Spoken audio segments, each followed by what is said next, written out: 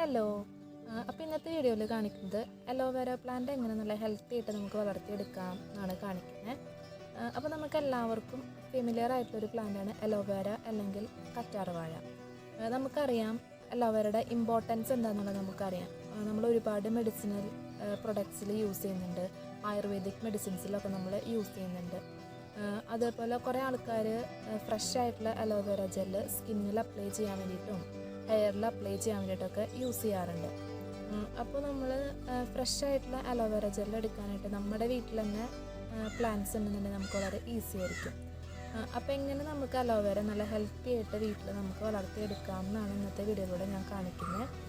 അപ്പോൾ നമ്മൾ നല്ല ഹെൽത്തി ആയിട്ടുള്ള പ്ലാന്റ് ആണെങ്കിൽ മാത്രമാണ് നമുക്കതിൽ നിന്ന് ഒരുപാട് ജെല്ല് നമുക്ക് എടുക്കാനായിട്ട് പറ്റുള്ളൂ. അപ്പോൾ ഞാനിവിടെ എൻ്റെ ഒരു പ്ലാന്റ് ഞാൻ കാണിക്കാം.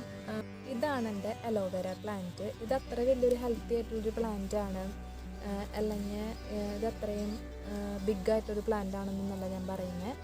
പക്ഷേ ഈ പ്ലാന്റ് ഇതേപോലെ വളരാൻ വേണ്ടിയിട്ട് ഞാൻ എങ്ങനെയാണ് ഈ പ്ലാന്റ് റീപ്പോർട്ട് ചെയ്ത് എന്തെല്ലാം ഫെർട്ടിലൈസേഴ്സൊക്കെയാണ് അപ്ലൈ ചെയ്തതെന്നാണ് ഞാൻ ഇന്ന് നിങ്ങൾക്ക് കാണിച്ചു തരാൻ വേണ്ടിയിട്ട് പോകുന്നത്.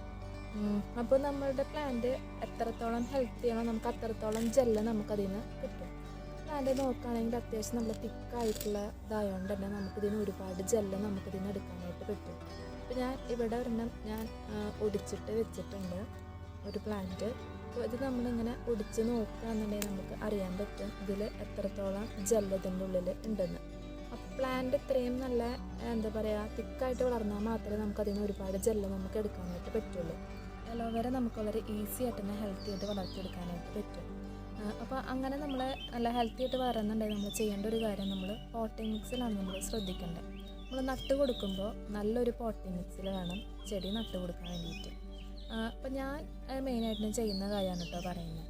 അപ്പോൾ ഞാൻ വെറുതെ മണ്ണിലാണ് നട്ട് കൊടുക്കണമെന്നുണ്ടെങ്കിൽ, അപ്പോൾ വെറുതെ പറമ്പിലത്തെ മണ്ണെടുത്തിട്ട് അതിൽ ഞാൻ ചിലപ്പോൾ നട്ട് കൊടുക്കാറുണ്ട്. അങ്ങനെയാണ് നടന്നതെന്നുണ്ടെങ്കിൽ ഞാൻ ചെയ്യുന്നൊരു കാര്യം, ഞാൻ പിന്നീട് കുറച്ച് നാൾ ആ പ്ലാന്റിൻ്റെ വേരൊക്കെ ഒന്ന് പിടിക്കുമ്പോൾ അതിൽ കുറച്ച് ചാണകപ്പൊടി ഇട്ട് കൊടുക്കാറുണ്ട്. പിന്നെ ചെയ്യുന്നൊരു കാര്യം, പഴത്തിൻ്റെ തൊലി അരിഞ്ഞിട്ട് അതിട്ട് കൊടുക്കാറുണ്ട്, ഉള്ളിയുടെ തൊലി ഇട്ട് കൊടുക്കാറുണ്ട്, മുട്ടയുടെ തോട് ഇട്ട് കൊടുക്കാറുണ്ട്. ഇതാണ് ചെയ്യുന്നൊരു കാര്യം. പിന്നെ ഞാൻ അലോവേര നട്ട് കൊടുക്കുമ്പോൾ ആ നട്ട് കൊടുക്കുന്ന മണ്ണിൽ തന്നെ പഴത്തിൻ്റെ തൊലി, ഉള്ളിയുടെ തോല്, ചാണകപ്പൊടി, മുട്ടയുടെ തോട്, കരിയില ഇതൊക്കെ ഇട്ട് മിക്സ് ചെയ്തിട്ട് ആ ഒരു മിക്സിലാണ് ഞാൻ പ്ലാന്റ് നട്ട് കൊടുക്കുന്നത്.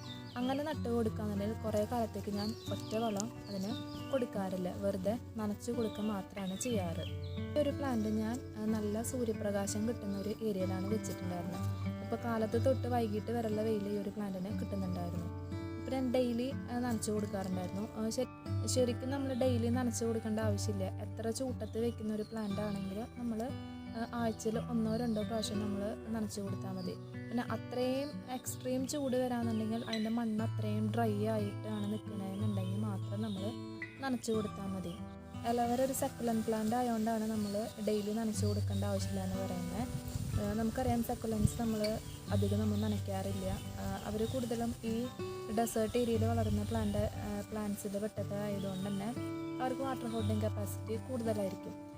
പിന്നെ നമ്മളിവിടെ ഡെയിലി എല്ലാ പ്ലാന്റ്സും നനയ്ക്കുന്നതിൻ്റെ കൂട്ടത്തിൽ നനച്ച് കൊടുക്കണമെന്നുള്ളൂ. അപ്പോൾ ഈ കാര്യങ്ങളൊക്കെ നമ്മൾ ശ്രദ്ധിക്കുകയെന്നുണ്ടെങ്കിൽ നമുക്ക് നല്ല ഹെൽത്തി ആയിട്ട് അലോവേര പ്ലാന്റ് നമുക്ക് വീട്ടിൽ വളർത്തിയെടുക്കാനായിട്ട് പറ്റും. അപ്പോൾ ഇന്നത്തെ എൻ്റെ വീഡിയോ നിങ്ങൾക്ക് യൂസ്ഫുള്ളായി അല്ലെങ്കിൽ വീഡിയോ ഇഷ്ടപ്പെട്ടു എന്നുണ്ടെങ്കിൽ വീഡിയോ ഒന്ന് ലൈക്ക് ചെയ്യുക, അതുപോലെ ചാനലിന് സബ്സ്ക്രൈബ് ചെയ്ത് സപ്പോർട്ട് ചെയ്യുക.